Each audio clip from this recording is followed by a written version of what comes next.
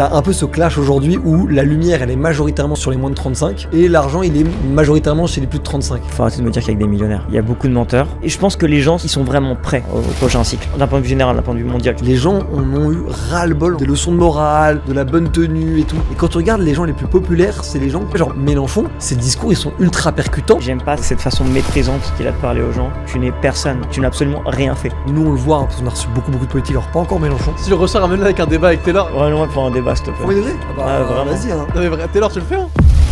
Je le fais normal.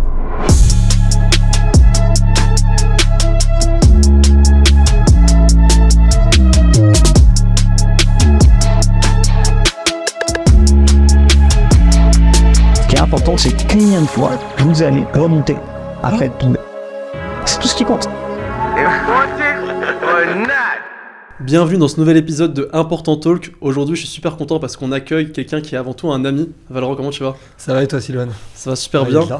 Super. Aujourd'hui, on va pouvoir avoir une discussion tous les trois pour échanger sur différents sujets qui vont être super intéressants, que ce soit les médias, que ce soit la politique avec aujourd'hui l'élection de Trump, que ce soit l'économie et le futur de ce qui va se passer, les médias traditionnels versus les médias digitaux, YouTube versus la télé et plein d'autres sujets différents. Mais déjà, est-ce que tu peux te présenter en quelques mots? Je m'appelle Valorant, j'ai 27 ans, j'ai monté un groupe média qui s'appelle Le Crayon, c'est aujourd'hui un peu plus de 4 millions d'abonnés sur tous nos plateformes et tous nos médias, une trentaine de personnes en interne, et globalement nous ce qu'on essaie de construire c'est on va dire la version un peu digitale des groupes médias traditionnels, c'est-à-dire agence d'achat d'espace média, de contenu, de relations presse, et des canaux médias sur lesquels nous on accole derrière des business plus ou moins produits ou plus ou moins services en fonction. Et on a théorisé un peu ça dans un seul terme qu'on a appelé la Media-led Company. C'est des entreprises que l'on crée avec comme point de départ le média ou l'audience. Tu vois. Typiquement ce qu'on fait Prime Drink avec Logan Paul et KSI, mais qui en fait était déjà ce que faisait un peu Stéphane Plaza avec l'immobilier par exemple sur M6. Tu vois. C'était un peu ça la thèse. Et vous avez qui par exemple qui est passé sur le Crayon comme personnalité? On a eu pas mal de gens différents. Nous en fait on a beaucoup revendiqué au Crayon le fait de recevoir un peu tous les bords et tous les partis parce que c'était un peu le but de réunir. Bon, on a reçu le plus connu probablement le président de la République, donc Emmanuel Macron, pendant toute la période un peu troublée j'avais pas vu. Qui est passée. On a fait des débats avec... au niveau politique, on a reçu quasi tout le monde. Après, on a reçu des personnalités comme Gad Elmaleh. On a fait quelques trucs un peu marrants, comme prêtre face à une actrice porno, ou ce genre de choses. On a mis un acteur porno face à une ministre qui est en train de légiférer là-dessus. En fait, nous, notre but, c'est surtout d'arrêter les petits cercles où, en fait, c'est que les gens qui se connaissent, qui discutent entre eux. Ouais. Et en fait, ce truc-là, tu regardes, c'est le cas dans absolument toutes les industries. Ce qui fait que la France, t'as un peu une forme d'économie de cartel, où t'as en gros, les gars de l'éducation, ils sont entre gars de l'éducation, les gars de la télé, ils sont entre gars de la télé, les gars de la politique, et ainsi de suite, ainsi de suite. Et nous, on essaie de foutre une forme de fil au milieu de tout ça et de faire des émissions un peu marrantes, mais aussi un peu intéressantes, en mode on confronte un peu les univers. Tu vois. Et quand t'as eu Macron, ils sont venus avec sa sécu, ils sont venus checker avant. On était à l'Elysée. C'est l'Elysée, ok. Complètement dingue. Et moi, il y a un truc qui m'a fait vraiment beaucoup marrer pour le coup, c'était dans l'Elysée, t'as les ornements et tout. Et t'as un garde de la Républicaine qui est là en mode genre, qui débarque, qui arrive et qui gueule le président Macron, tu vois. Et t'es en mode genre. Enfin, ça te met un choc où genre, tu sais, nous on est dans une réalité où ça se fait des checks, tu tutoies les gens rapidement. Frérot. Exactement, t'es dans le frérot, t'es un peu dans la frérot économie aujourd'hui, tu vois. Et là, t'as quand même encore le truc du gars avec de l'or un peu partout, le casque et tout, et qui t'es presque un peu en mode Astérix Obélix qui annonce César, quoi. Tu vois, il y avait un peu ce délire là. Et après, derrière, ça a été hyper intense parce que le mec est quand même très très smart. Genre, ce qu'on voudra sur Macron, c'est quand même un mec super smart, donc il va à 200 à l'heure. Et du coup, c'est un peu frustrant parce que t'essaies de le coincer, t'essaies d'apporter des trucs, mais. En fait, ça prendrait vraiment 2h30, 3h de pouvoir vraiment rentrer sur ne serait-ce qu'un sujet, tu vois. Et en fait, je pense que c'est un peu ça la difficulté que tu as avec les politiques. En fait, aujourd'hui, c'est que ceux qui sont en responsabilité, c'est tellement compliqué qu'en fait, si tu veux vraiment les contredire, tu peux pas juste dire « Ah oui, mais ça, c'était pas gentil ». Parce que lui, il va te sortir la liste d'arguments comme ça, en plus déjà préparée, de pourquoi il l'a fait, tu vois. Donc, c'est pas simple. Franchement, c'est pas simple, tu vois, aujourd'hui. Puis on a vu ce qui s'est passé avec l'élection de Trump, où au final, tu regardes que c'est plus tous les mêmes codes, tu vois. Ouais, c'est clair. Ouais, il y a beaucoup de choses qui sont changées sur ça et on l'a vu avec l'élection de Trump effectivement, ou même les médias et les médias en dehors des médias traditionnels, notamment les podcasts, tu vois, avec il était passé chez Joe Rogan, il est passé chez Patrick Bet-David, chez la plupart chez Adin Ross, chez la plupart des gros, et aujourd'hui les nouveaux types de médias sont une caisse de résonance en fait qui est énorme et qui vient bousculer un peu plus les médias traditionnels. Ça, tu le vois comment, toi, Taylor? Bah oui, je pense que, je sais plus, j'avais vu des stats là où il disait que ça y est, c'était officiel que les gens passaient plus de temps sur YouTube qu'à la télé. Ouais. Donc c'était assez incroyable. Et moi, je pensais smart parce que c'est vrai que les podcasts, en fait, ça t'apporte une communauté. Si t'as 1000 personnes, c'est 1000 personnes qui vont regarder, tandis qu'à la télé, c'est un peu plus du voyeurisme. où tu as vraiment de tout, enfin toutes sortes de personnes. Et je pense que quand tu passes sur des podcasts, tu as vraiment une communauté bien ciblée, donc c'est comme si tu rentrais directement chez eux. Donc c'est moins de la surface, c'est plus deep, tu vois. Donc moi je trouve ça grave smart, et c'est vrai que tu as de plus en plus même Macron qui a fait votre podcast, et je crois qu'il en a fait une ou deux autres. Ouais, il a fait Génération Do It Yourself. Ouais, il en a fait d'autres, mais c'est smart parce que du coup, tu cibles vraiment un type de personne, et je trouve ça smart. Si demain je me présenterais, je ferais la même chose, tu vois. Ouais, mais parce qu'en même temps, tu regardes, il y a la question des audiences que tu cibles, et ça c'est sûr, parce que du coup, tu peux un peu adapter ton discours. Même ça, les gens peuvent le regarder, mais tu peux un peu adapter ton discours en fonction de l'audience. Mais il y a un deuxième truc qui est aussi les formats. Moi, je suis chroniqueur sur M6 là cette année, tu vois. Je vois bien que la méthodologie télé et la méthodologie podcast, c'est pas du tout la même. Il y a quoi qui change? Alors, il y a plein de trucs, mais sur vraiment l'élection de Trump en particulier et tout ce que tu veux, c'est à la télé, globalement, il va avoir, on va dire, allez, peut-être 1 heure et demie de questions, mais c'est ultra saillant, c'est vraiment pour le coincer. C'est l'objectif du journaliste. Et ça, qu'il soit pro-Trump ou anti-Trump, ça va être à la base l'objectif d'un journaliste. Le podcasteur, ça va être l'opposé. Il va être là pour créer un peu de la sympathie, en mode « Ah, toi, t'étais comment quand t'étais enfant ?» Enfin, tu vois, un peu le truc avec Mathieu Stéphanie où t'avais un peu le « Et Macron, enfant, c'était qui ?» Tu vois, et c'est des questions que tu verrais jamais à la télé, alors que pourtant, c'est probablement là-dessus que tu t'élis ou t'élis pas un président aujourd'hui, tu vois. Ou une présidente d'ailleurs. Et donc, il y a ce truc-là. Et le deuxième truc, c'est un peu le... Comment formuler ça? Le forme de cadre. Tu sais, à la télé, il y a quand même plein de règles, plein de lois qu'on oublie. Genre typiquement, si jamais je dis à la télé, moi j'adore les baskets Nike, il faut que je dise Adidas, Foot Locker, enfin. Et ça. T'as moins de liberté que sur un podcast. Ouais, très clairement. Puis tu regardes même les gars comme vous, les gars comme moi, nous on est sur Internet, tu vois. Aujourd'hui, une très grosse partie de la notoriété que toi t'as eu, ça s'est fait via Internet. Ouais, 100%. Et elle est supérieure de plein de gens qui pourtant passent leur journée à la télé ou à la radio. 100%. Toi, on t'a déjà proposé de faire de la télé ou de revenir dans une émission? Plein de fois. T'es passé dans une émission en plus.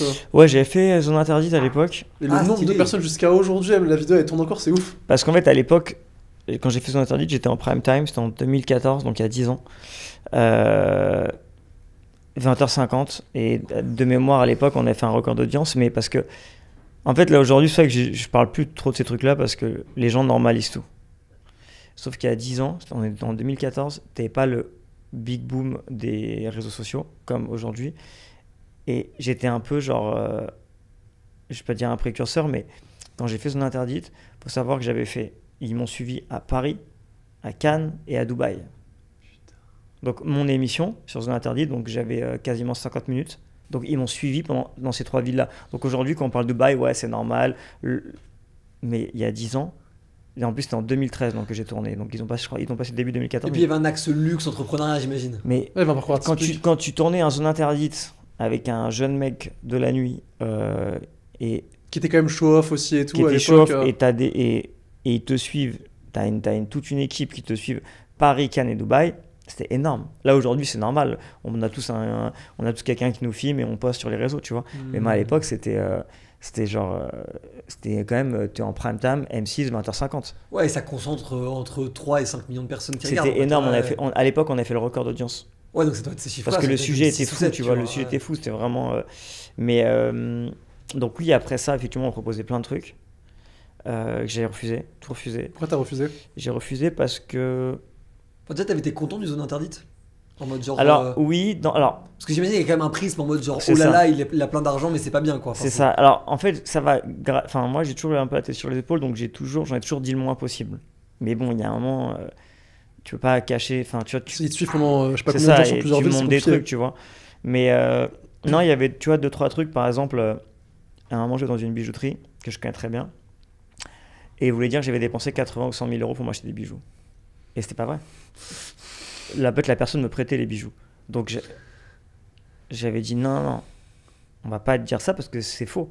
C'est ridicule en fait de dire qu'un gamin de 23 ans il va rentrer dans un truc, dans une boutique et acheter 100 000 euros de bijoux. Je dis non, on va dire il m'a sponsorisé, ce qui est la vérité. Il m'a prêté des bijoux pour la soirée, pour une soirée que je donnais. Et voilà, tu vois. Donc oui, et eux vont faire un terme journalistique intermédiaire du genre il est reparti avec 80 000 euros de la boutique. Et en fait, la voix off, tu vois. Mais ça va, ils ont été cool avec moi. C'était un mec qui s'appelait Antoine qui a produit ça. Et franchement, ils ont été cool avec moi. Mais en fait, c'est une image que je veux plus du tout aujourd'hui, tu vois. Donc, que j'ai plus du tout envie. C'est un truc, ça c'est bien quand t'es jeune. Et après, quand tu changes de secteur d'activité et que tu grandis, tu n'as plus envie de ça. Mais tu vois, même un qui veut être mon associé, tu le ferais pas? Tu vois, on en a parlé avec Tony Parker il y a quelques temps. Écoute, tu aurais un rôle marrant là-dedans pour le coup, ouais. un peu baroque et tout. Ouais, après c'est une émission mass market qui est top, tu vois, genre tu touches énormément de gens, tu as une vraie visibilité, rien à dire, tu vois. Après, honnêtement, je peux pas te dire parce que j'ai pas regardé assez. J'ai dû regarder 1 ou 2 fois il y a plusieurs saisons. Et le seul petit reproche entre guillemets que j'ai à faire, mais c'est même pas un reproche parce que en vrai c'est le format qui est fait comme ça, vu qu'on est sur M6 20h50.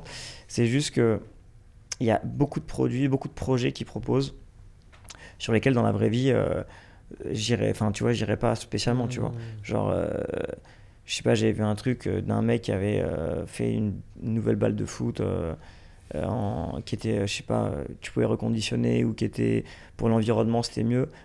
C'est super pour l'environnement, mais en fait, tu as une multitude de projets comme ça, où genre, ça c'est mon premier truc, où j'ai un peu plus de mal parce que je préfère rentrer dans des projets qui me parlent plus, même si j'ai investi, c'est pas forcément obligé que ça me parle, mais tu as un truc qui soit un peu plus dans le commun de mon écosystème. Et il y a ça, et après, il y a combien vraiment de projets qui voient le jour, tu vois. Mais bon, ça c'est que des détails, je suis pas dedans, tu vois, je critique pas parce que c'est un super projet, un programme. Non mais c'est sûr, et puis tu as raison qu'effectivement ça montre une image très gentille de l'entrepreneuriat. C'est ça alors. Alors c'est sûr, et tant mieux parce que de toute façon M6 fait toujours du bête de taf pour essayer un peu de... M6 c'est la chaîne de télévision. Mais ils popularisent, ouais. Tu vois, donc ils ouvrent le marché en réalité aussi. Et de ouf, et là-dessus c'est toujours une des chaînes qui normalise le plus des trucs de niche. Et ils ont raison, tu vois, donc bien sûr que ça m'intéresserait de le faire, mais en fait il y a aussi un autre truc, c'est que je pense qu'il y a... Si tu prends l'équivalent de Shark Tank aux US, si tu le transposes en France, je pense que tu as des entrepreneurs qui sont bien meilleurs que moi. Genre, bien meilleurs, qui ont fait des énormes boîtes, tu vois. Genre, je suis en phase 2, tu vois, j'espère. Toutes mes boîtes, tu vois, j'ai quand même des boîtes qui sont assez importantes, mais je suis en phase 2. Tu vois, je suis le step juste en dessous, en espérant. Mais t'en as qui sont déjà là. Tu vois, genre, je pense à des Xavier Niel, je pense à des mecs comme ça, tu vois, genre, pour citer que lui, mais c'est un pur exemple. Et en fait, t'as tellement de gens smart, tellement de gens qui ont fait des putains de grosses boîtes, que pour moi, c'est eux qui méritent cette place, tu vois. Ouais, donc limite d'avoir des Laurent Alexandre, en fait, un peu... Pour moi, quand tu fais ça, tu dois avoir le top truc. Après, bien sûr, je serais flatté qu'on me le propose si j'étais adossé à des mecs comme ça, parce que effectivement je pense qu'on peut tous apporter notre truc, un regard qui est différent, et vu que toi aussi tu es dans cette phase 2, bah tu peux avoir aussi un regard exactement, parce que dans les gens qui ont très bien réussi, t'as aussi, d'ailleurs on en discutait au déj avant, mais c'est un peu le truc où t'as un peu ce clash aujourd'hui où la lumière elle est majoritairement sur les moins de 35 et l'argent il est majoritairement chez les plus de 35 et donc t'as une espèce de clash un peu. Nous on le voit beaucoup parce que on est assez au milieu des deux, parce que du coup la majorité de nos clients, que ce soit corporate ou individuels, sont des gens qui sont dans un univers, allez, peut-être pas plus de 35, mais plus de 30, tu vois, on va dire, alors que la majorité de nos audiences ou des audiences que veulent viser ces gens-là sont moins de 30, moins de 35, tu vois. Et donc en fait il y a vraiment ce truc de traduction entre les deux, où nous on se rend bien compte qu'aujourd'hui il y a vraiment cette coupure, il y a vraiment une cassure générationnelle aujourd'hui. Je la situe autour de 35, 40 ans, pour moi c'est à peu près l'âge pivot, des gens qui sont encore très adaptés au digital, ou de gens qui ont un peu décroché ou pas grandi avec, tu vois. Et ça, moi j'ai l'impression que c'est en train de créer une forme de génération qui s'est un peu auto-éduquée, ou s'est éduquée entre pairs plutôt qu'avec la génération du dessus. Et ça manque, je trouve, beaucoup de gens que tu citais, ça manque de leur discours, tu vois. En fait, pour moi, tu vois, sur un truc comme Qui veut être mon associé, tu as 2 types de gens. C'est soit tu as créé une grosse boîte, et tu le dis, et c'est ton background, et tant mieux. Soit tu n'as pas créé de grosse boîte, mais à ce moment-là, tu dis pas que tu as créé une grosse boîte, et tu dis simplement que tu es là parce que tu es en phase 2, ou parce que tu as un super discours qui va motiver les gens, et tu connais tous les rouages, tu vois, les hauts, les bas d'un entrepreneur. Tu vois, c'est ça, en fait, que je vois dans un jury. Et le problème, c'est que je connais pas le jury actuel, pour être honnête avec toi, je regarde comme ça vite fait, j'ai pas d'avis particulier, enfin en tout cas pas en public, tu vois. Après en privé, ça ne regarde que moi, mais je comprends ce que tu dis, mais après je trouve que là où tu as raison, c'est que effectivement ça reste de la télé, donc je suis pas sûr que le côté légitimité soit l'unique truc qui soit regardé, tu vois. C'est ça, et c'est exactement ça, mais je trouve que ça manque un peu, tu vois. Je trouve que ça manque un peu, et ça manque de, je sais pas, genre ça me parle, enfin moi en tant qu'entrepreneur, alors et encore une fois, ça ne regarde que moi, tu vois. Genre, ça me fait pas vibrer, tu vois. Quand j'arrive, si je vais à Shark Tank, ouais, ça me fait vibrer, tu vois. Mais après, j'ai un énorme respect pour certains des membres du jury qui ont fait des grosses boîtes, tu vois. Mais je pense qu'après, effectivement, tu as des gens qui ont fait des grosses boîtes, des gens qui vont mieux s'exprimer. Mais ouais, je suis un peu ça marche, tant mieux pour eux. Mais si moi, demain, tu me donnais la possibilité de créer un jury, je ferais différemment. Ouais, non, je comprends ce que tu dis. Après, tu vois, c'est vraiment le côté aussi un peu gouaille qu'ont les gens. C'est-à-dire que tu regardes un Elon Musk ou un Bill Gates, ils n'ont pas du tout la même aspérité. Genre, tu fais une interview avec Elon Musk, tout le monde l'a regardé. Tu fais une interview avec Bill Gates. Ouais. Faut aussi être un bon client pour la télé. Les gens, ils la regarderont parce que c'est Bill Gates, mais dans le fond, ils sont pas de bons. Ça va être convenu ce qu'on va entendre, tu vois. Bah, c'est très corpo. Ouais.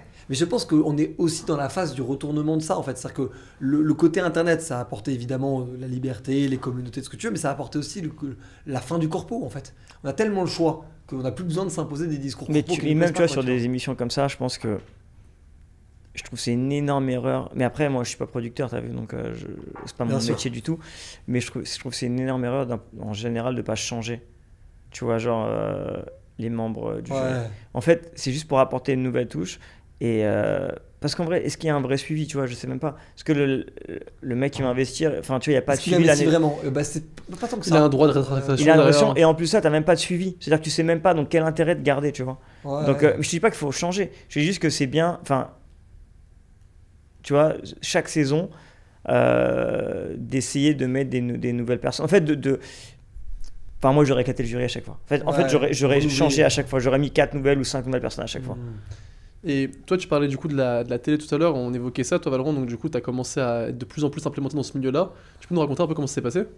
Ouais, bah alors en gros, moi j'ai beaucoup créé de contenu à titre perso, à titre du crayon et tout ce que tu veux. Et j'avais fait quelques émissions BFM Business, où ça a commencé comme ça. En gros, expert de la com, expert de l'influence, ils avaient lancé une émission un peu comme ça. Et là-dessus, en gros, il y a un gars qui me repère, alors que c'est une émission de niche, hein, c'est une émission vraiment.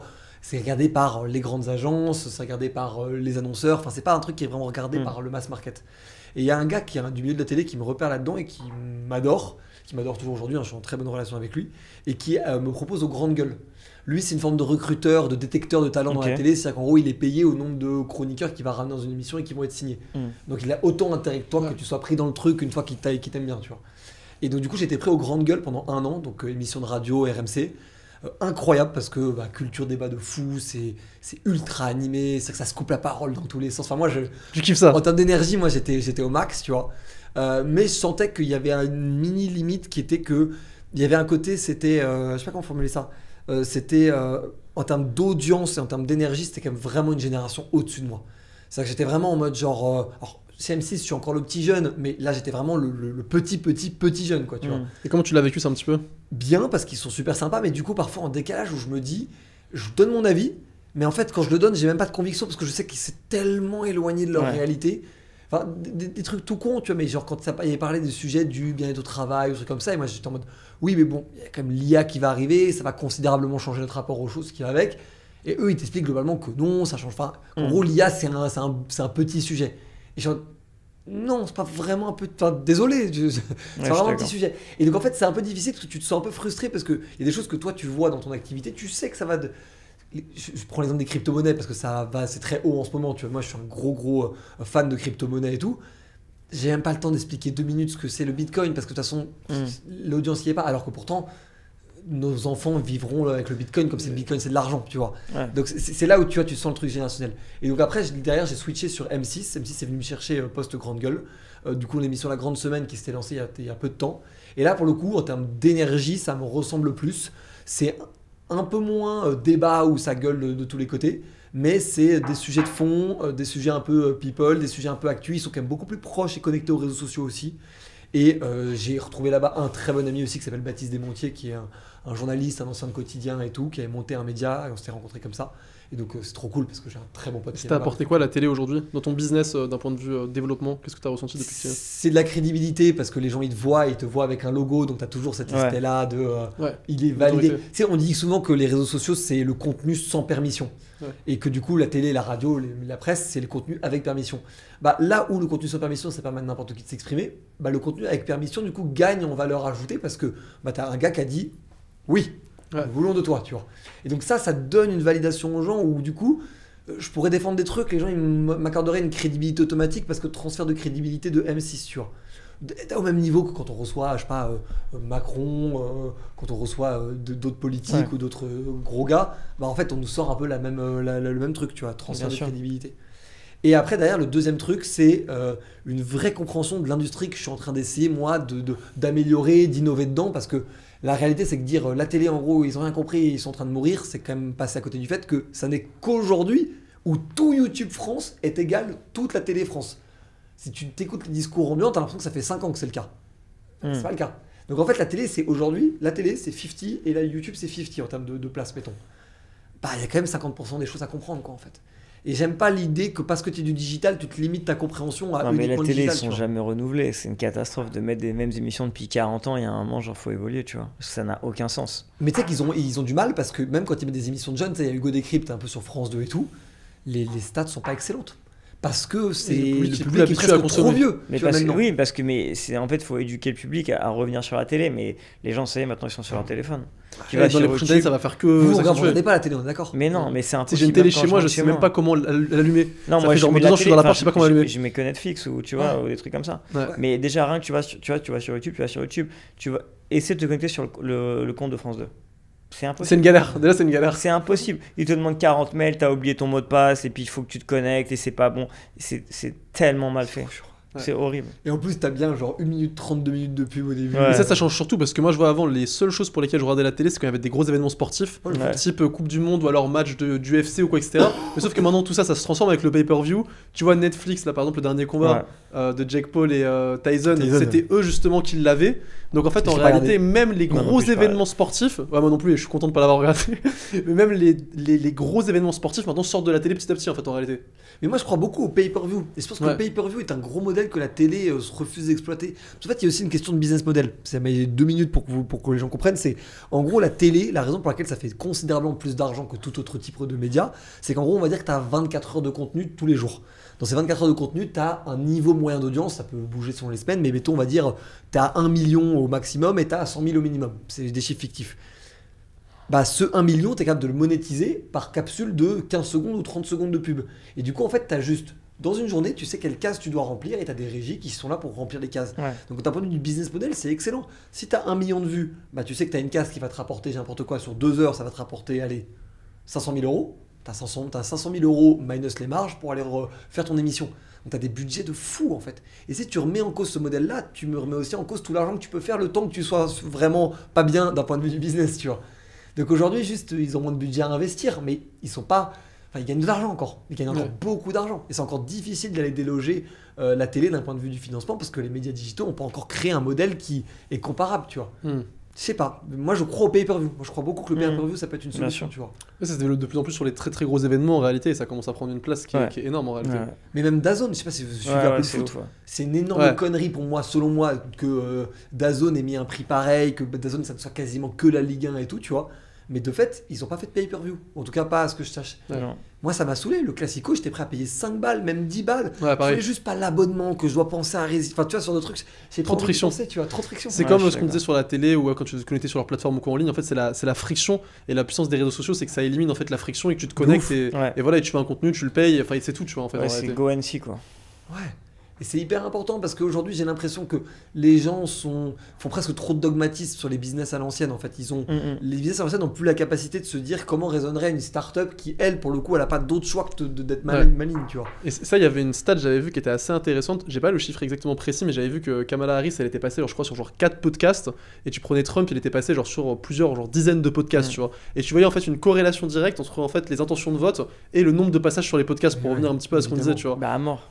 Et je pense qu'en ce moment on est dans un tournant en fait de la société où les gens ils se rendent pas compte, mais quand tu combines l'IA, la crypto, le personal brand avec les médias maintenant en fait en réalité qui se déplacent du coup vers du personal brand, quand tu prends on va dire tout ce qui se passe maintenant en fait t'as un switch avec YouTube qui reprend la télé etc. Ah mais c'est 2.0. C'est énorme en fait en réalité. Sur l'argent, sur l'influence, sur les médias, sur tout en fait. Je suis tellement d'accord. Moi j'ai l'impression que l'élection de Trump c'est presque le point de bascule. Pas la 2016, mais celle-là c'est le point de bascule, c'est presque l'officialisation du nouveau monde. Mais vraiment. C'est ça. Parce qu'en fait là t'as beaucoup de jeunes, les gens sont prêts. Et les gens n'ont ras le cul de, tu vois, en fait. Toi qui es beaucoup aux US, comment tu l'as vu les gens qui sont là-bas et tout? Bah, par rapport à Trump, bah, c'est très clivant, tu vois. Moi, c'est un sujet que je parle pas avec mes amis, surtout aux US, parce que t'en as qui l'adorent et t'en as qui le détestent, tu vois. Donc ça dépend où tu te places. Écoute, moi, j'ai pas d'avis particulier. Je pense qu'économiquement, c'est incroyable. Après, pour le reste, ça ne me regarde pas, tu vois. Mais en tout cas, économiquement, c'est exceptionnel. C'est exceptionnel. Mais même tu sentais venir, tu sais, tu parlais un peu de ras-le-bol, les gens, tu sentais parce que mais bien sûr, je veux dire, voilà, on respecte tout le monde, mais Biden, Kamala Harris, là, les dernières années aux États-Unis, c'était la merde, quoi. Tu vois, c'était la merde, faut appeler un chat un chat. Donc c'était la merde et voilà. Et je pense que les gens sont, en fait, tu vois, ils sont vraiment prêts au prochain cycle. D'un point de vue général, d'un point de vue mondial. Tu vois, je pense que là, tout le monde en a un peu ras le cul. C'est un peu encore à l'ancienne sur plein de sujets, dans plein de pays. Et en fait, les gens ont envie de voir en fait ce qu'il y a. Moi, je suis très nostalgique. Je suis très old school, tu vois. Genre, dans ma façon d'être, ma façon de m'habiller, dans ma façon, tu vois, de penser. Je suis très old school. Mais je suis très à l'affût de tout ce qui se fait, tu vois. Mais l'entre-deux, il est pas fou. Ouais, ça je suis très d'accord. Entre le old school et le futur, là, ce qui s'est passé les dernières années, c'est une horreur. C'est dans tous les domaines en plus. Ouais, on parlait tout à l'heure de formation, d'accompagnement, c'est la même chose. T'as vraiment une échelle de génération, là, c'est une catastrophe. Ouais, t'as eu l'ancien structuré et le Far West. Moi, je vois la différence entre quand j'étais plus jeune, tu vois, donc avant mes 15 ans et après mes 35. Franchement, tu vois, cet espace de 20 ans, c'est une catastrophe. Tu vois, je dramatise pas, mais tu vois. Non, mais je comprends ce que tu dis et tu as assez raison là-dessus. Le côté un peu, les gens ont eu ras-le-bol et je pense que c'est un peu la conclusion de ça. Il y avait un film, je sais pas si ça vous dira un truc, qui s'appelle School of Rock. Non. Qui était un film que je matais quand j'étais petit, mais que j'adorais. En gros, pour la faire très courte, c'est un rocker un peu raté qui par hasard devient prof dans une école coincée en Angleterre. Je sais pas eu. Et en gros, tout le discours et tout ce sur quoi il emmenait un peu ses élèves, c'était stick it to the man. Littéralement, la mettre bien profond au patron, quoi, en gros. Et en fait, je pense qu'on est vraiment revenu dans ce discours-là là, depuis le Covid, c'est sûr, mais je dirais même depuis 2018, 2019, un peu à l'échelle du monde, tu vois.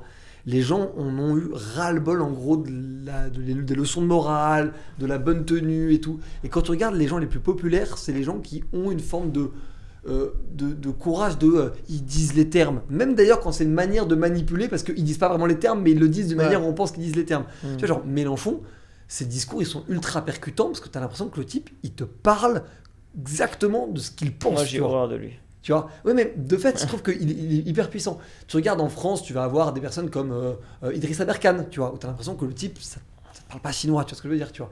Et en fait, tout ce truc-là, c'est un peu ce que tu peux transposer avec Trump, avec Joe Rogan, Lex Fridman et tout. Même Elon Musk, hein. Même Elon Musk. Et les gens, je pense qu'on a eu marre du corpo, en fait. On a eu marre du corpo, je pense que c'était plus tenable, en fait, ce truc-là aussi.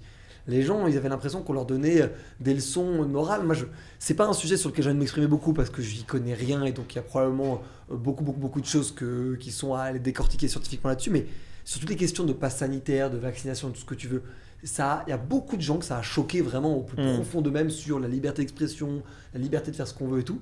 Et ça, je pense que le gouvernement, comme ils étaient en mode crise, ils n'ont pas mesuré à quel point les gens ils étaient en pétage de câble, en mode genre, vous n'avez pas le droit de nous l'imposer, tu vois. Et sans jugement ni du gouvernement ni quoi que ce soit, c'est juste j'ai d'analyser le truc. Et je pense que ça, c'est un des marqueurs profonds avec en gros l'inflation et le fait que les gens ont plus d'oseille et les discours politiquement corrects, où les gens ils sont fristes en mode genre, ça suffit, tu vois. Et ça, beaucoup trop de gens l'ont sous-estimé parce que c'est des trucs qui sont plus difficiles à dire en public, tu vois. Ouais. Donc les gens ils le disent un peu moins. Mais il y avait eu, je sais pas, vous voyez Polymarket, plateforme de Paris. Il y a un Français qui a gagné 25 millions d'euros en pariant sur la victoire de Trump. Et comment il a trouvé que Trump allait gagner, et ça c'est ouf. Au lieu d'appeler les gens directement pour leur demander pour qui ils allaient voter, il appelait les gens pour leur demander pour qui ils pensaient que leurs voisins allaient voter. Et là, il s'est rendu compte que sur toute la part d'indécis qu'il y avait dans les sondages, en fait, il s'est rendu compte que toute cette part d'indécis là, c'était des Trumpistes. C'est ouf. C'est marrant ça.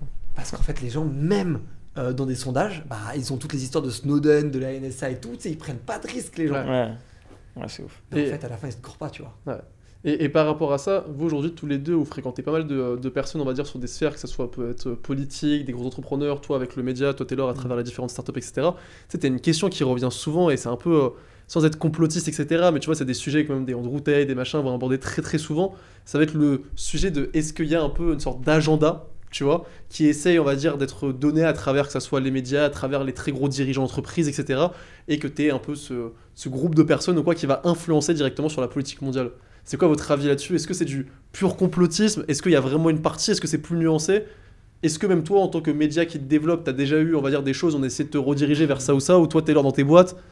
C'est une bonne question. Tu es Taylor? Non, j'ai pas d'avis. Enfin, tu sais, on cherche toujours effectivement le complot, tu vois. C'est une bonne question en vrai. En fait, c'est un peu comme, tu vois, Michael Jackson, il est toujours vivant, et Elvis Presley, il est on n'a jamais marché sur la lune et tout. Exactement. Non, je pense que je suis pas dans ça en fait. Je suis pas dans ça. Je suis pas dans ça. Je pense que. T'es dans quoi? Moi, je suis à mon niveau en tout cas, je suis tellement occupé que j'essaie de me détacher à fond de toutes ces conneries, tu vois. Genre, en fait, de toute façon, peu importe, tu peux mettre un alien au gouvernement ou un enfant de 4 ans, ça va pas changer grand chose. Tu vois, ça me fait ni chaud ni froid. C'est pour ça que quand je vois les débats, tu vois, les débats me font rire et j'adore, tu vois, j'adore les débats politiques, mais je le prends pas à cœur, tu vois. À part quand j'entends un Mélenchon qui demande 90% d'impôts sur les hauts revenus. Non mais en fait, tu vois, par contre là, je suis pas d'accord là. Non, j'ai pas d'avis, tu vois, particulier. C'est juste qu'en fait, j'aime foncièrement pas cette personne que je ne connais absolument pas, que j'ai jamais rencontrée. J'aime pas cette façon méprisante qu'il a de parler aux gens. Cette façon, par exemple, même il y avait eu une fois quand il s'était fait contrôler chez lui, qu'il avait dit c'est moi la loi, c'est moi, c'est. Non, t'es pas la loi en fait, tu vois, tu n'es personne. Moi, tu n'es personne. Tu n'es pas la loi. Toute la loi française n'est pas basée sur toi, mon ami. Ça, et après, quand il te fait une interview, il te dit moi, de toute façon, si je passe, je vais taxer 90% des gens. Et même s'ils vont sur Mars, j'irai les chercher. Bah, bonne chance. Hein. Je pense qu'en fait, tu as d'autres choses à foutre sur Terre que d'aller chercher quelques gens qui vont se barrer, donc qui ne sont pas forcément. Là où je le rejoins par contre, c'est qu'il dit les gens ne partiront pas de la France. Ça, en vrai, il a raison. Tu vois, je pense que, à moins effectivement, si tu taxes de 90%, je pense qu'ils vont partir.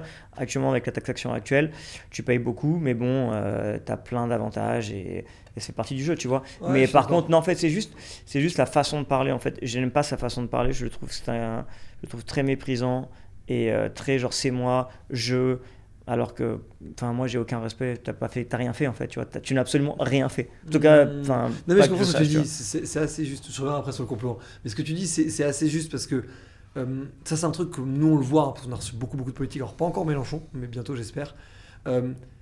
Ils ne comprennent pas si tu le ressors, ramène-le avec un débat avec Taylor. Si tu le ressors, vraiment pour un débat s'il te plaît. Premier degré? Ah bah vraiment. Vas-y hein. Non mais vrai, Taylor tu le fais hein. Ouais, vraiment, là on va pas le couper au corps, je le fais normal. Ok bah ça va être trop fort. Je vais voir ça. Je le fais normal. Et moi je vais venir avec des popcorn, je vais me mettre je le fais normal et sachant que je suis quand même un pro partisan de la France. Oui, bah, tu vois, c'est-à-dire que vraiment, je suis un pro-partisan, je suis fiscalement français alors que je vis dans plusieurs pays. Je paye tous mes impôts en France. Mais j'adorerais un débat avec. Moi aussi, j'aimerais bien effectivement avoir un entrepreneur face à Mélenchon. Ce serait un peu mieux qu'un autre politicien, tu vois. Ouais. Mais ce que tu dis sur les politiciens, t'as raison, c'est qu'en fait, un politicien se nourrit. Son business, c'est l'électoral. Il faut comprendre, dans son business, c'est du coup faire des vues dans les médias ou dans ses meetings pour que des gens votent pour lui.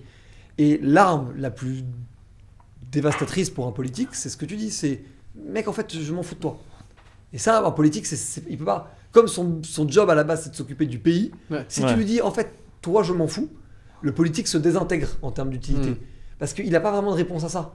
Parce que s'il dit, moi aussi, je m'en fous de toi, il est en mode, bah pourtant, tu voulais être politique, c'est quand même compliqué. Donc en fait, c'est la manière de coincer un politique, c'est ça. C'est en fait, je m'en fous de toi. Et le politique, il n'a pas de solution à ça. Parce que comme son but, c'est de s'occuper de toi, que tu le veuilles ou non, il n'a pas vraiment de solution. Et sur le complot, parce que. Alors, sans forcément complot, mais genre juste qu'il y a un agenda. J'étais dans beaucoup de hautes sphères et moi je. Quand tu dis haute sphère, c'est quoi? Dans haute sphère, c'est dans le sens des grands patrons de presse ou d'industrie, des gens qui ont beaucoup de moyens, des gens qui ont beaucoup d'influence dans le sens un peu et dans la production et dans les différents. Des grands patrons derrière. Exactement. Pour moi, il y a beaucoup plus il n'y a pas un agenda, il y a plusieurs agendas en compétition. Et je reprends cet exemple sur le World Economic Forum, qui est un peu généralement là où tu cristallises le plus Il y a Bill Gates et Elon Musk au World Economic Forum.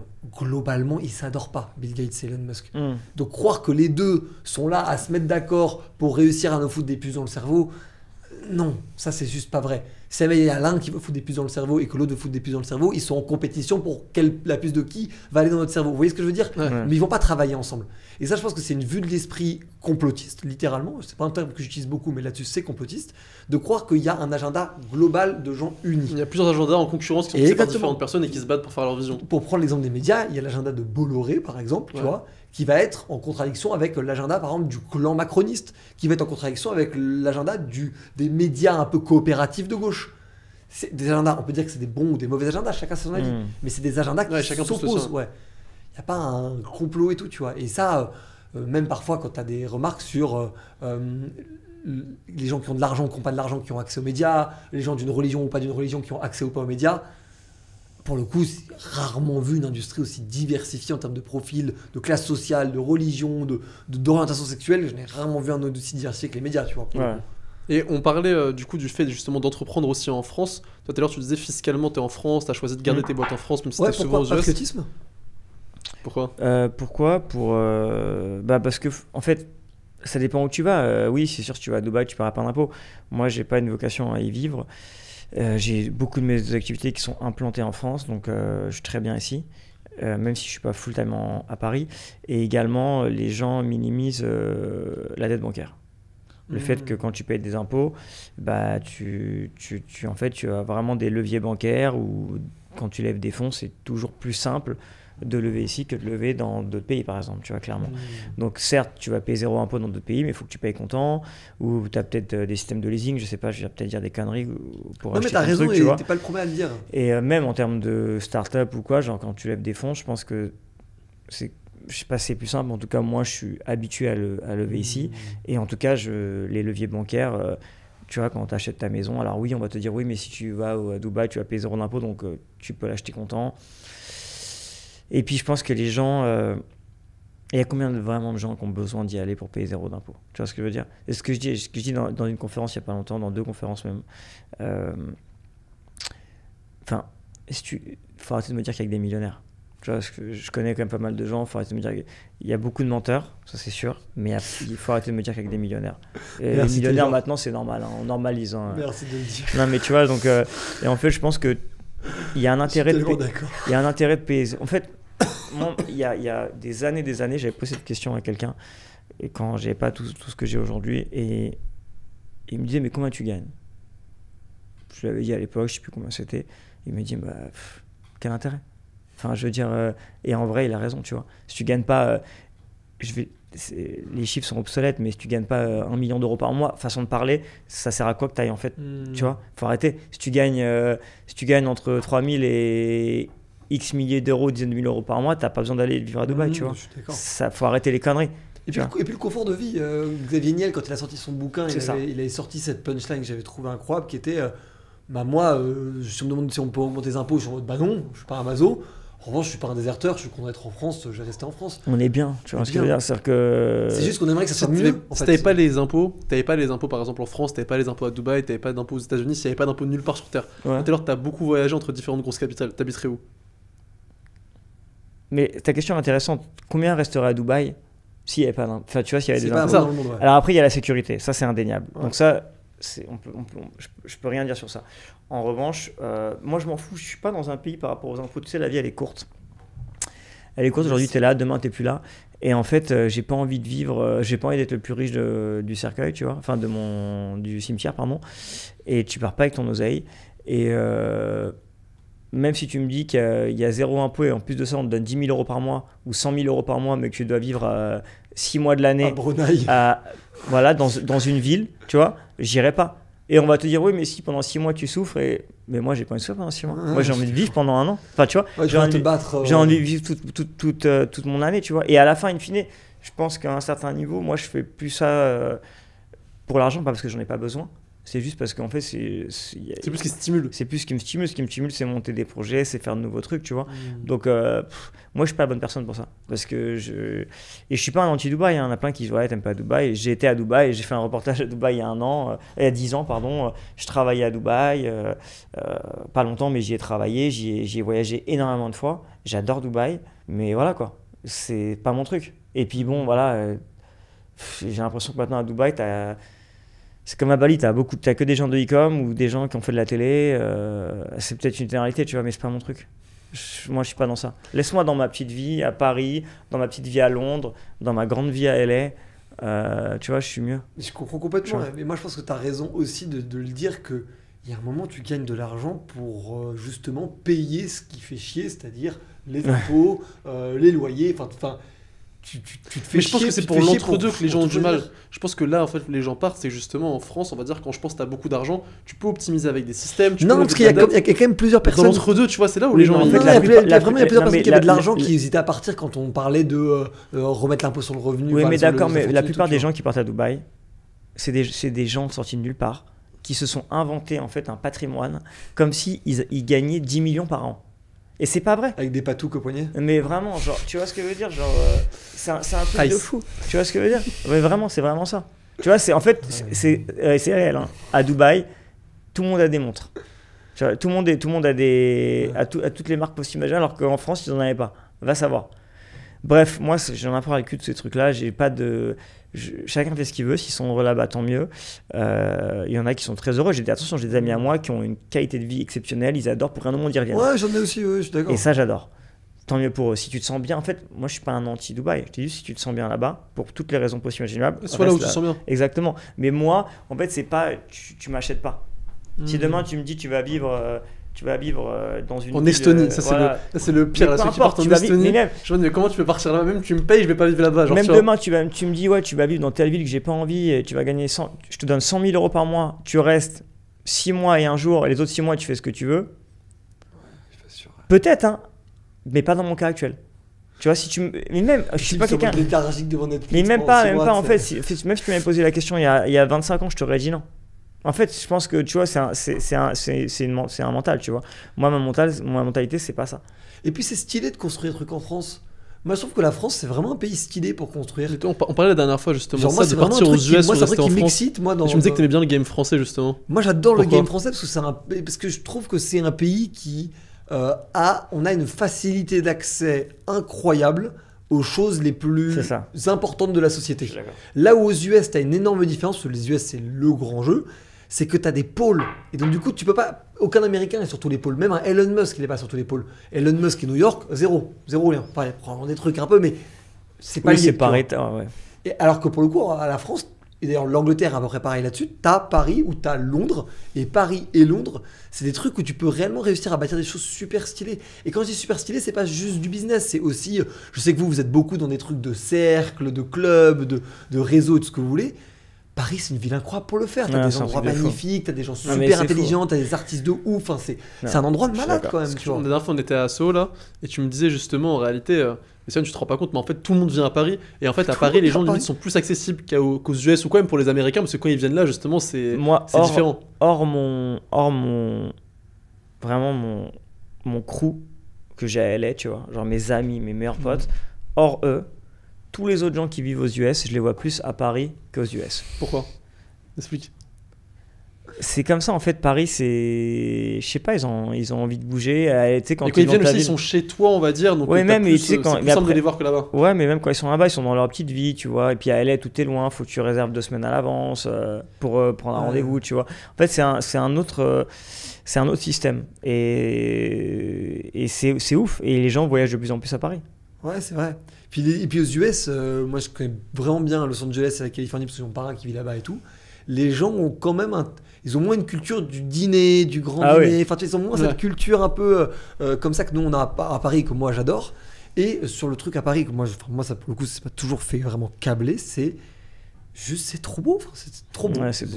C'est la plus belle ville du monde. Mais pareil, il faut partir et revenir pour se rendre compte d'à quel point c'est beau, moi je trouve. Ouais. Moi, c'est à chaque fois que je me barre et que je reviens, je me dis putain, mais quand même, mais qu'est-ce que c'est beau, genre tu vois, t'es sur la Seine, le pont Alexandre III, la Tour Eiffel. J'ai pas beaucoup bougé de Paris, donc j'ai du mal à te dire en vrai. Paris, pour moi, c'est le meilleur setup. Un gros casanier de Parisien, moi. Moi, je trouve que quand t'es à Paris, mais que t'as l'occasion de partir tous les 1 mois et demi, parce que c'est bien quand même de t'aérer un petit peu et de partir. Ah oui, en mode vacances et tout. Oui, même pour le taf, tu vois, quand tu pars un petit peu à l'étranger, genre toi pour le taf, par exemple, une semaine pour des rendez-vous, des trucs, et que tu reviens à Paris, là tu kiffes Paris, c'est incroyable. Après, c'est normal, c'est là où on vit, c'est là où on est né, tu vois, où on a grandi, donc on aime ce setup-là. Mais non, moi je pense qu'il faut juste être là où tu te sens bien, tu vois. Et si tu gagnes vraiment des dizaines de millions, bah effectivement, on pense à. Tu vois, mais moi, mon frère vit en Suisse, par exemple, et mon frère est dans la finance, il bosse pour une fintech et tout, tu vois. Et globalement, il investit son argent, ce qui commence de plus en plus à devenir son activité principale. Il est quand même très très doué, tu vois. Et il me dit, moi, le pari, je le fais pas encore parce que justement, un peu question d'impôt, de climat aussi, de sécuritaire, et tout ce que tu veux. Il est un peu en mode genre. Enfin, c'est pas son ambiance, tu vois. Mais il me dit, c'est sûr que si jamais ta fortune illimitée, Paris, c'est dans les top 3 des villes dans lesquelles tu vis, en fait. Tu vois. 100%. Et les autres, après, je sais pas les autres, ça peut être New York, Los Angeles, enfin, ce genre de trucs. Mais tu as toujours eu ce fameux triangle Paris, Londres et New York. Ouais, Paris, New York. Ouais. Ça, c'est factuel. Hein. Tout à l'heure, on parlait de politique. Est-ce que vous avez déjà eu l'idée, chacun de vous, de faire de la politique ? Ouais, moi, oui, clairement. Toi, t'avais voulu monter un parti, tu m'avais dit. T'auras un bête de personal branding politique. Vraiment, il y a genre. C'était quoi le parti que tu voulais monter ? Là, ça a changé, ça a évolué, mais c'était il y a. Important. Je te jure, il l'appellerait Important. C'était il y a. C'était logo pour tout le monde. Il y a 16-17 ans. J'étais à fond dedans. J'étais à fond dans la politique. Mais bon, après, je me suis rendu compte que. La plus à y perdre qu'à y gagner. Ah, c'est sûr. Et ça, déjà, premièrement. Et c'est ça, tu vois, c'est un peu comme l'histoire de la télé et de YouTube. C'est comment t'expliques avec autant de gens smart qu'on a en France, que ce soit toujours les mêmes guignols, et je pèse mes mots, à part un Macron qui est exceptionnel. Tu peux peser exceptionnel, qui est très smart, tu vois. Et le problème, c'est que c'est même pas. On peut rien lui. Enfin, tu peux pas reprocher réellement à un mec comme ça, tu vois, de pas faire ce qu'il dit ou peu importe, c'est juste que c'est compliqué dans des pays comme la France, tu vois, ou les États-Unis, c'est que tu peux pas faire tout ce que tu veux, même si tu es président de la République, contrairement à ce que j'en pense. Donc, mais tu vois, tu as un mec comme Macron qui est hyper smart, ou d'autres présidents qu'on a pu avoir, même à l'époque de Chirac, tu vois, c'était une certaine, ou Mitterrand, c'était encore autre chose. Mais or, tu vois, c'est les présidents là comme ça, tous les différents partis, tous les différents gens que tu vois au gouvernement, c'est toujours les mêmes. Comment t'expliques que t'as toujours un Mélenchon qui vient, ça fait 25 ans qu'il essaie de venir, tu vois, ou Le Pen, en fait c'est toujours les mêmes. Je comprends pas, pourtant toutes les grandes écoles qu'on a, il y en a pas des nouveaux qui peuvent venir, tu vois. Je me disais la même chose quand t'avais Biden versus Trump aux US, je me disais attends, dans tout le pays, il n'y a que eux deux. C'est un truc de alors fou. qu'avec tous les entrepreneurs géniaux qu'il y a aux US, tous les gens qui ont des idées de fou, t'as Biden, mais même Biden, pas moins de 70 ans. Tu vois, genre, c'est ça. T'imagines si t'as Édouard Philippe, Marine Le Pen au deuxième tour en 2027 ? Ça veut dire que ça fera littéralement 10 ans que c'est le même truc. Quoi. Ouais. Mais moi, pour le coup, mon et truc... même Le Pen, tu te rends compte, Le Pen, ça fait... Ouais, ça fait même déjà depuis 2012. Et même avant, même à l'époque de... C'était qui ? Je sais plus, mais en tout cas, oui, ça fait plus de 15 ans. Mais... Hollande Sarko était là, est-ce que Royal Sarko, je sais plus. Mais en tout cas, c'est que t'as l'impression que c'est toujours les mêmes gens, et ça, c'est un vrai problème. Donc voilà pourquoi j'avais... Tu serais président, ce serait quoi ta première réforme ? Genre, si tu pouvais faire un truc, ça serait quoi ? Genre, tu peux en faire un seul. Genre, tu vois, mais là, t'as vraiment le pouvoir, tu fais ce que tu veux. Ouais, vous avez le droit à une réforme chacun. Je dirais des conneries actuellement. Je dirais trop de conneries parce que là, je dirais une connerie parce que je suis plus dedans, tu vois. Donc, je suis de l'extérieur, mais je dirais n'importe quoi là. Mais je sais. Construire une tour Eiffel à Marseille. Mais je sais foncièrement que quoi qu'il arrive, même si t'es président de la République, t'es quand même limité. Ouais, t'es méga coincé. T'es limité, donc je ferai des super soirées à l'Elysée. Tant qu'à... Non, je rigole. Non, mais disons que je sais pas ce que je ferais comme première réforme. En vrai, tu fais des sacrées soirées à l'Elysée, effectivement. Je sais pas ce que je ferais comme première réforme, mais je donnerais quand même plus de force et de pouvoir aux jeunes, tu vois, cette nouvelle vague qui arrive, qui est censée être l'avenir. Parce que là, j'en peux plus, quoi, tu vois. En fait, la politique est aussi vieille que la télé. Mais ça, je suis d'accord avec toi, et je trouve que, pourquoi le renouvellement n'arrive pas ? Parce que moi, je me suis posé beaucoup la question aussi, parce que t'as un peu Bardella, t'en as un peu 2-3, mais t'en as quand même pas beaucoup. Mais même Bardella, tu te rends compte, comment tu... Enfin, je veux dire, avec tous les gens qu'on a, comment t'arrives à mettre quelqu'un tu vois, qui est autant partout, mais je ne comprends pas, je suis désolé, j'ai l'impression qu'ils font exprès, ils disent tiens, on va le mettre au milieu comme ça, et non, je sais pas comment ça. Bah, il est jeune, il parle bien, hein. C'est un peu, il y a beaucoup de ça. Non, moi, je trouve beaucoup de. Bon, moi, je l'ai vu dans des interviews, je trouve pas qu'il a un super réparti. Hein. Oui, mais je trouve quand même. Il a un personnage, tu vois. Ouais, mais. Comme un Trump ou des personnes comme ça, et ça fait des vues, et ça fait parler. Oui, enfin bon, là, on est quand même, tu vois, on a Trump. Ah, mais Trump, c'est quand même un gros businessman, c'est quand même un truc. Et on a l'autre qui est au. Non, mais faut arrêter. Enfin, tu veux dire qu'il est intelligent. Enfin, je suis désolé. Enfin, chacun a son propre avis. Moi, je ne trouve pas que ce soit quelqu'un d'intelligent. Ouais, mais Taylor, regarde aussi pourquoi. Mélenchon, Trump, regarde pourquoi, de toute façon, à la fin, les gens voudront pas faire de la politique. C'est moyen payé. Que n'importe quoi d'autre. J'insiste parce que les gens parfois peuvent mal comprendre. Quand je dis que c'est moins bien payé par rapport au niveau que tu aurais dans le privé si tu étais à ce niveau-là. Donc quand je dis le Premier ministre il gagne 12 000 balles par mois, oui, mais un mec qui a le niveau de Premier ministre il gagne 12 000 balles par mois nulle part ailleurs, il gagne beaucoup plus partout. Donc t'as plus le prestige que de l'époque. Aujourd'hui, tu fais quand même lancer des tomates pourries, peu importe ton parti politique. C'est un merdier sans nom, comme tu dis, c'est impossible de faire le moindre truc. Et t'as moins de pouvoir. Aujourd'hui, des entrepreneurs ont plus de pouvoir. Moi d'ailleurs, j'en suis ravi, pour être tout à fait franc, parce que je trouve qu'un pays ultra étatique comme la France, c'est bien que les entrepreneurs gagnent en puissance et en pouvoir, mais de plus en plus, des projets d'État se font en collab avec des entreprises ou avec des entrepreneurs. Je voyais un truc de l'agence de développement de l'écologie, j'ai oublié comment ça s'appelle, la DME ou un truc comme ça, qui fait un projet avec Too Good To Go, tu vois, qui est une boîte montée par une Française, une boîte franco-danoise montée par une Française. Tu vois, c'est stylé. Moi, je trouve ça, c'est trop stylé. Moi, en fait, ce que je trouve vraiment saoulant dans l'État et dans le public, c'est cette lenteur inhérente à tout qui fait que tu as l'impression que l'UX d'une application pondue par ton petit cousin qui se faisait chier au lycée, c'est mieux que le putain de site des impôts, quoi. Et ça, c'est vraiment un truc que je ne comprends pas. C'est trop old school. C'est une catastrophe. Et nous, on est en train de pitcher une région, donc je vais évidemment pas citer laquelle, on est en train de pitcher une région pour construire et un média et une plateforme pour elle, tu vois, je vais pas dire non plus sur quoi parce que je pourrais te spoiler le projet. On a commencé à discuter du projet en avril, tu vois. On l'a signé une première mission de cadrage, donc pas du tout le deal, juste pour cadrer le truc. On l'a signé en juin, je crois, juillet. On l'a délivré la première version en septembre. Là, on est en train d'enfin finir le truc. Et la plateforme, c'est pour et le média, c'est pour que ce soit prêt en septembre 2025. Ça prend 1 an et demi, 2 ans entre le moment où tu as l'idée de faire le truc et le moment où tu as la première brique de développement posée. T'es en mode, mais ça va pas du tout, quoi. Enfin, je veux dire, OpenAI aura sorti 3 versions de ChatGPT dans l'intervalle. Enfin, c'est un truc qui va pas du tout, quoi, tu vois. Et tu as une question pour moi qui se pose, qui est super importante sur justement la partie des médias et des politiques. C'est par rapport à la liberté d'expression. Est-ce que pour vous, tout le monde mérite d'avoir sa parole qui est écoutée, qui est entendue et d'avoir son opinion ? Et donc du coup, effectivement, de le mettre dans des médias, mais effectivement même de mettre des propos parfois de personnes qui ont plus être dans des extrêmes ou quoi. Et du coup, entre guillemets, de leur donner aussi de la lumière et du coup, de les aider à avoir plus encore d'audience et d'aider un peu cette spirale justement vertueuse, on va dire, pour eux, on va dire. Parce que plus ils passent, plus ils font des vues, plus ils sont invités ailleurs, etc. Ou alors, est-ce qu'au contraire, on devrait quand même cadrer ? Genre ça, au niveau de la liberté, on va dire, d'expression et du fait de faire entendre tout le monde. Comment vous voyez un petit peu le truc ? Pour moi, il faut absolument laisser les gens s'exprimer. Alors, j'insiste dans le cadre de la loi, parce qu'il y a des trucs qui sont hors du cadre de la loi, le racisme, l'antisémitisme, enfin des choses comme ça. Mais dans le cadre de la loi, tu devrais pouvoir écouter tout le monde. Et après, bien cadré, bien débattu, des bons trucs et tout. Et même nous, au Crayon, alors qu'on a reçu des gens qui peuvent être très extrêmes, parfois on s'est gouré. On s'est gouré dans le casting, on s'est gouré dans les sujets. Enfin, ça nous arrive de se gourer, tu vois. C'est toujours difficile, tu vois.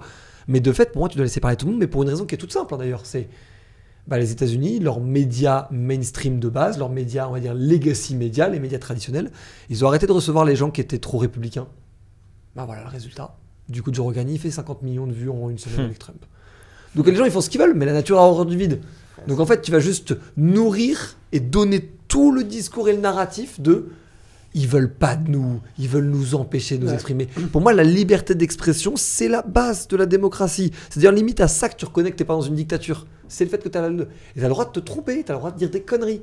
T'as pas le droit de dire des choses qui sont hors du cadre de la loi. T'as pas le droit de dire, par exemple, qu'il n'y a pas eu un génocide dans 39-45 des nazis. Ça, t'as pas le droit de le dire. Et c'est très bien. Mais une fois que t'es dans le cadre de la loi, t'as le droit de dire que, Macron est un président nul, que Mélenchon est un enfoiré qui veut nous taxer, que Marine Le Pen est une grosse raciste. J'ai le droit de dire ça. Ça, j'ai le droit. Moi, j'écris des fois des politiques sur les réseaux. Tu leur disais quoi ? Tu leur envoyais des petits sextos ? Non, L'autre, là, David Giraud, là. Ah oui, je Giraud. vois, la France Insoumise. Ouais. Quoi? Ouais, lui. Ouais, lui, c'est je vois. Il m'a jamais répondu. Tu veux qu'on mette le message en insert en... Ouais, crois-moi que tu veux pas le voir le message. Sur quoi? Sur les questions du conflit israélo-palestinien? Plein de choses. Ah, il est offensif. J'ai dit, ça fait longtemps que j'ai envie de le recevoir, lui, pour le coup, on l'a jamais reçu. Bah, tu me dis quand tu le reçois aussi. C'est là, il va devenir J'ai chroniqueur au casté toute crayon la en fait. France Insoumise pour les mettre face à Taylor. Ouais, sur chaque chroniqueur. Hein. Ça va être incroyable. C'est incroyable. Non, mais parce que Il ça. faut pas en qu'ils fait- mettent mon associé, mais du coup, chez le crayon. Ouais. Parce que c'est super important de laisser les gens s'exprimer aussi, parce que c'est parce que tu laisses les gens s'exprimer que tu laisses aussi un peu, on va dire, le marché naturel des Ah, mais idées calmer les gens, tu ils vois. savent gérer les réseaux et ils veulent que du buzz. Ouais, mais tu vois, c'est parce que tu permets à tout le monde de s'exprimer, dont la France Insoumise par exemple, que tu les permets de faire un débat Ouais. où tu as potentiellement un Taylor, mais ou d'autres, qui peut aussi atomiser des arguments que les gens croient vrais. Et du coup, certes, ceux qui sont fans de la France Insoumise, ils ne changeront pas d'avis. Mais ceux qui avaient des doutes, mais votaient ça par défaut, peut-être qu'ils vont, changer d'avis, tu vois. Sous ces débats, c'est très vite jugé. Et c'est pour ça que moi, tu vois, je dis toujours la politique et la religion, ça reste à la maison. Ouais. Tu vois, genre, c'est un truc, genre, je n'en parle absolument jamais. Avec Oui, je mes amis, comprends. tu vois, ou avec des gens. En fait, j'en parle jamais, parce qu'en fait, c'est forcément une source de dispute. Et t'as plein de gens qui pensent connaître, mais ils connaissent pas tout. Moi, le premier d'ailleurs. Donc, je préfère ne pas me prononcer. Et genre, j'évite de parler de tout sujet politique et religion. Et même si parfois, ça me démange. Mais tu veux avoir des enfants, toi, ou pas? Ouais, bien sûr, ouais. Tes enfants, est-ce que tu serais parfaitement OK si jamais ils ont des idées complètement opposées aux tiennes, genre celle de David Guiraud?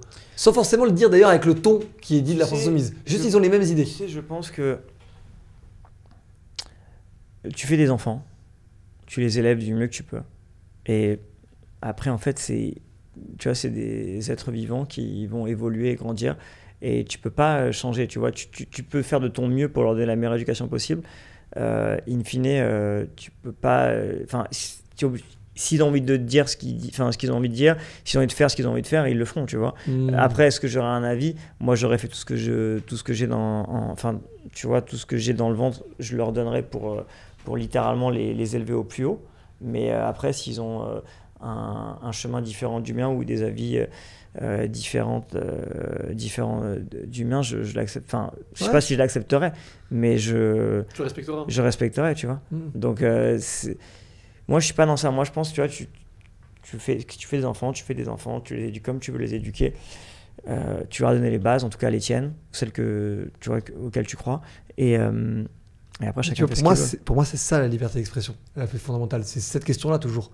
Si jamais les gens te disent, bah oui, mais moi, mon fils, si jamais je fais ça, je le renie ou tout ce que tu veux, c'est là que tu vois les censeurs. C'est là que tu vois vraiment les gens qui aiment pas l'altérité. En fait, moi, ça peut t'énerver, ça peut te frustrer, mais t'acceptes, quoi, tu respectes. Non, mais moi, ce que j'ai du mal, c'est vraiment les effets de mode.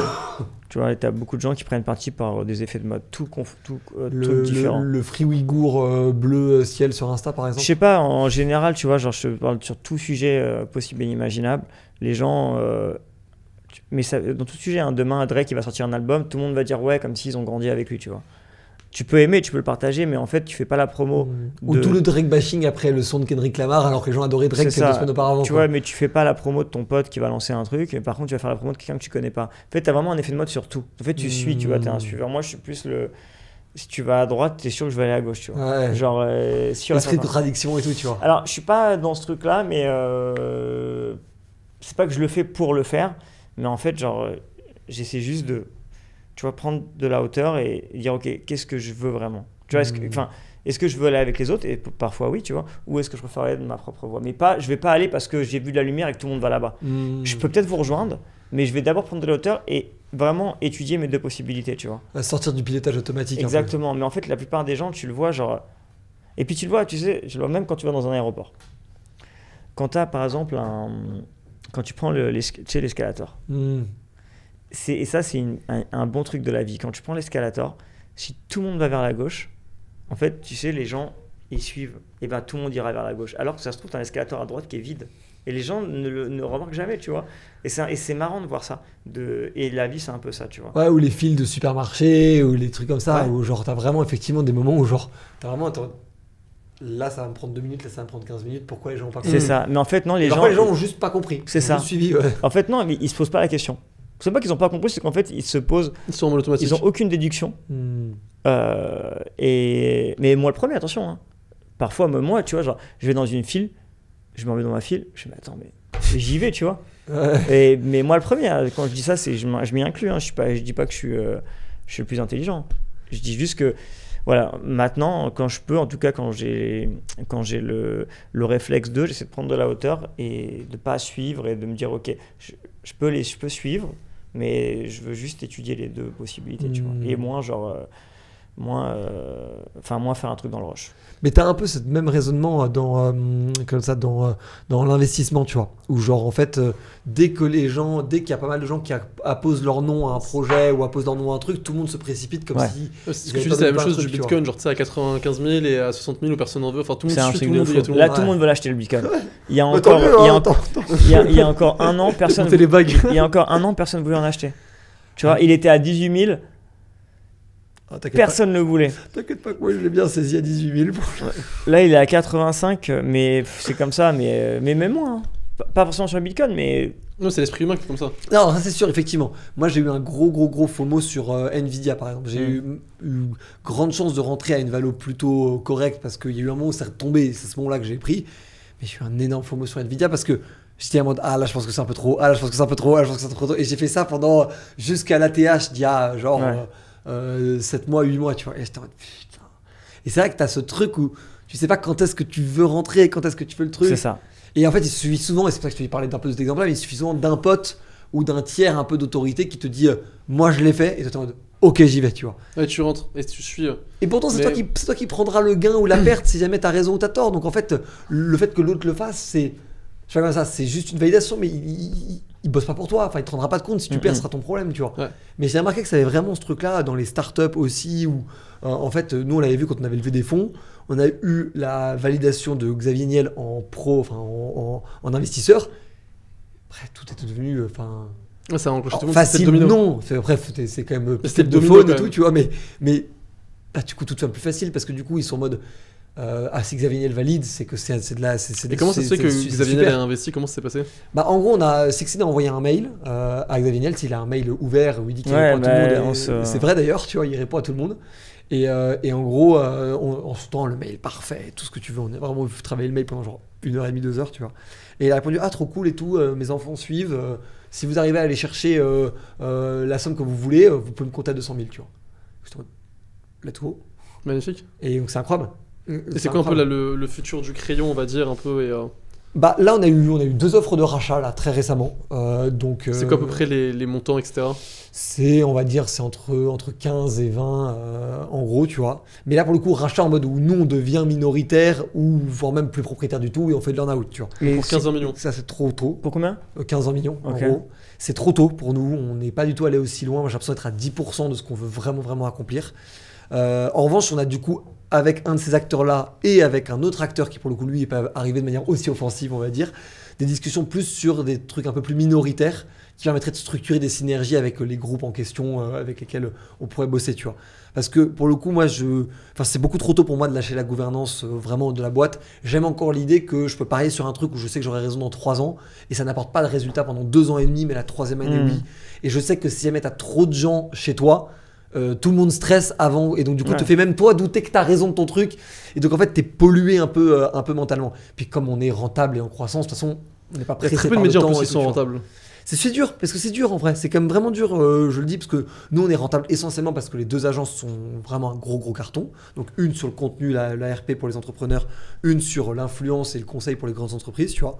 Et après t'as le crayon qui lui est à l'équilibre, même parfois c'est un petit peu déficitaire. Et l'Élite de France, on a été déficitaire quand on l'a racheté, mais là on commence à vraiment bien redresser parce qu'on a une app mobile où là on commence vraiment à avoir un compande en fait, parce que c'est quasiment du MRR. C'est bien, bravo. Et là, si toi du coup tu dis que t'es à 10%, ce serait quoi la vision à 100%? En vrai, sans la politisation du propriétaire, mais c'est le Vivendi 2.0. Tu disais 2.0, j'aime bien l'expression, mais le Vivendi 2.0, quoi. C'est-à-dire une grosse structure d'agence, contenu, médias, achat des pages publicitaires, RP, de ce que tu veux, et des médias qui ont des startups ou des boîtes de services derrière, tu vois. Donc les 8 de France, il y a leur app, mais le crayon, on a beaucoup envie de travailler aussi sur une app. On avait fait Élise à une époque. Je ne sais pas si ça vous parle, c'est une application pour les élections présidentielles où tu swipes droite ou gauche et tout. Et j'aimerais voir, c'est pas moyen de pousser un peu un délire comme ça sur le crayon, tu vois. pas forcément politicien, mais les idées et tout. J'aime bien vraiment l'idée que le crayon, ça soit une espèce de plateforme sur laquelle on est capable de penser la politique, tu vois. Et tu penses un jour revendre, du coup? Moi, je suis vraiment un fan de foot. Donc, je sais qu'un jour ou l'autre dans ma vie, j'ai envie de bosser dans un club de foot. Et à un haut niveau de dirigeant dans un club de foot. T'es jeune en plus, hein. Ouais, donc je suis méga jeune, donc j'ai aussi ce truc-là, tu vois. En revanche, je sais pas quand, j'ai pas vraiment de. Parce que ça, pour le coup, le truc de foot, c'est typiquement le truc que tu peux faire aussi à 50, 55, 60 ans, parce que c'est vraiment le moment où t'as vraiment plus que ça à faire, tu vois. Mais non, je sais pas, je suis pas fermé à l'idée, moi, sur le principe, mais en revanche, aujourd'hui, le crayon, c'est chez nous, et j'ai pas envie que ça soit chez quelqu'un d'autre que chez nous pour l'instant, tu vois. Bravo. C'est dur, hein, franchement. J'ai les cernes qui attestent. On se donne sur le terrain, mais aussi, on a eu beaucoup de chance. On est vraiment arrivé. On va donner des compléments alimentaires. Quoi? On prépare une marque là. Exactement. Ah, mais vraiment? Bah, vous avez raison. Enfin, moi, il m'en faut, moi. Parce que moi, je suis un vrai fan de compléments alimentaires. Ok. Et tu sens les effets? Moi, je me suis toujours posé la question. Ouais. Alors, attention, tu sais, comme tout, t'as un effet psychologique. Ok. T'as un effet psychologique. Comme tout. En fait, tu prends un truc, c'est psychologique, tu vois, c'est réel. Mais non, ça marche vraiment. En fait, je pense à des trucs de base, type le magnésium. Moi, j'en ai pris toute ma vie. C'est ce qui permet, tu vois, de réguler, on va dire, ton stress et ton cortisol. Mais tu vois, le magnésium, ça joue sur le fait que des fois, Ouais. Le magnésium, ça te régule, tu vois. Ça te régule, tu vois. Donc si, bien sûr, la vitamine D, la spiruline, plein de trucs, tu vois, que moi je prends pour le stress, pour l'énergie, pour tous ces trucs-là pour me réguler, tu vois. Si, moi ça marche de fou. Et du coup, ça fait longtemps que je voulais faire un produit comme ça et on est en train de lancer. C'est pas con parce que c'est vraiment un produit qui marche à la confiance. C'est-à-dire qu'aujourd'hui, moi, j'en prends pas moi pour l'instant des compléments alimentaires, mais j'ai en gros la marque de certains de potes qui s'appelle Nutripreneur, où eux, j'ai une confiance parce que c'est mes potes. Il y a la marque de Alexandra Rosenfeld, mais elle, c'est beaucoup plus adapté pour les régimes alimentaires vegan et tout. La meuf de Hugo Clément, tu vois. Et donc j'ai confiance parce que eux, ils bossent sérieusement. On t'enverra pour tester. Si vous le faites aussi, enfin, tu vois, ça, c'est vraiment de la brain trust en fait pour que ça marche, un truc comme ça, tu vois. Mais c'est pour ça que je te dis ça. C'est ce que je veux dire, t'es quand même un gars qui converge. J'ai 38 ans. C'est vrai. Donc tu vois, genre, je prends soin de moi, tu vois. Ouais, c'est vrai, de ouf. Tu vois, j'ai 38 piges. De ouf. En plus, tu pourrais faire une pub un petit peu genre bien montée où genre t'as un peu une peau de bébé et t'es là. Alors ça, je le ferais pas. Tu vois, ça, c'est un truc que j'aurais fait il y a 15 ans. Aujourd'hui, je le ferais jamais. Okay. Mais oui, typiquement, oui, tu vois. Mais en fait, j'optimise. Tu vois, genre là, aujourd'hui, on cherche tous à soit vivre plus longtemps ou vivre en meilleure santé, tu vois. Et je pense que les compléments, ça. Et moi, je pense que c'est des business sous-exploités en France, ce truc-là. Non, mais c'est un truc. Horace, par exemple, c'est un carton. Hein. C'est un truc là qui va être dispo très très bientôt en réalité, qui va arriver, je pense, dans les prochaines semaines là, sur lesquelles on va bientôt communiquer. En tout cas, les gars, je suis super content qu'on ait pu faire cet épisode. C'était un plaisir de te déplacer. Que tu sois venu, Valorant, c'est vraiment un très bon pote qui était là depuis les tout débuts. Et je t'attends sur. Et j'espère voir le débat Mélenchon-Taylor en vrai de vrai. J'attends que tu m'invites. Mais premier degré, ça va être très très cool. Bah écoute, c'est dans la boîte. On va se faire ça. Magnifique. Et je voulais aussi te remercier parce que c'était avec toi que j'avais. Enfin, c'était moi le premier pilote de 24 Hour Wiz. Et j'ai encore aujourd'hui des gens qui m'envoient des messages sur. Et à l'époque où tu montais le crayon, tu me disais tu suivais les vidéos YouTube de ma chaîne. Exactement. C'est vrai que si j'ai au tout début du crayon, parce que moi je connaissais pas très bien les réseaux sociaux au moment sans crayon, et bah, du coup il y avait un gars qui formait les gens sur comment percer sur Insta, c'était Sylwan. Sympa. Ouais. Magnifique, la boucle est bouclée, les gars. Ok les gars, allez, merci. Merci. Ciao. On arrive donc à la fin de cet épisode de Important Talk. Je suis super content qu'on ait pu accueillir Valorant parce que clairement pour moi il fait partie du futur des médias en France. C'était un kiff de pouvoir le recevoir et de pouvoir justement un petit peu aussi entendre cet échange entre Taylor et lui. Donc comme d'habitude, n'hésitez pas à liker justement cet épisode ou à le commenter si jamais vous êtes directement sur YouTube, à vous abonner à la chaîne si c'est le cas et on se retrouve dans le prochain épisode.